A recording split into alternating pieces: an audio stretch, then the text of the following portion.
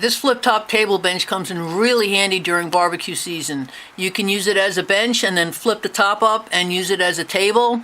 It comes with all the pieces and parts you need, including the hardware. It just does not come with any lumber. It wasn't really that hard to put together, so let's get started. Step 1 is pretty straightforward. You need 9 2x4s, and 2 of them are going to be cut 12.5 inches shorter than the rest. And if you're building an 8-foot bench, read through these 3 boxes because there's special instructions for 8-footers. So we're on step 2 now. I've got the 4 2x4s on the bench with the ends squared up, and you have to put a 5-inch mark on the end here. The pivots are clearly marked. You can see the word there, front, and that would go towards you, where I'm standing. And you line up the last 2x4 on the end and along the 5-inch mark. Then you come up front here and you move the front 2x4 to the same thing till it's flush with the front of the pivot and the 5-inch mark. And then you space the middle boards evenly. So I'm going to do that, and I'm going to do that on the other end as well, and then we'll come back and start step 3. Now we're up to step 3, which is installing the slide locks. There's really only one way that it can go in. I've got this one done already.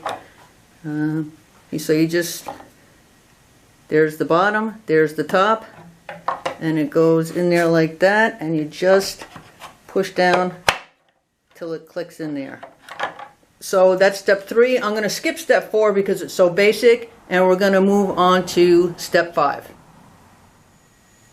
Step 5 was also pretty straightforward. I just wanted to show you the orientation of the legs to the table in case it looks a little confusing on the paper. And it is a little awkward if you're doing it by yourself, but not too bad. So those are the pivot bolts that you put in there with the locking washer. So next up will be step 6. I'm going to incorporate step 6 and step 7 together because step 6 is pretty straightforward. Those stringer boards are going to get attached to the bench ends with the screws, top and bottom, and the same with the stringer board in the back. And then step 7 is just attaching the last 3 boards into the bench ends to make a seat. All those notches there are where you're going to put the screws. So I'm going to do that, and then we'll take a look at the finished bench. And here's the finished bench table. From the ground to the top of the bench is about 17.5 inches, and 13.5 to the top of the table from the bench, and from the ground to the top of the table is about 31 inches. Now to put it into bench mode, you just pull the slide locks out like this, and it's very easy to just flip down the tabletop like that.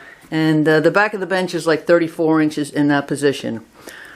So this is made with pressure-treated lumber, but you don't have to use it. I'm not using it for a picnic table, so there won't be any food contact with it. So it was pretty easy to put together. Can't think of too much all else. If you have any questions, you could always ask. And thanks for watching.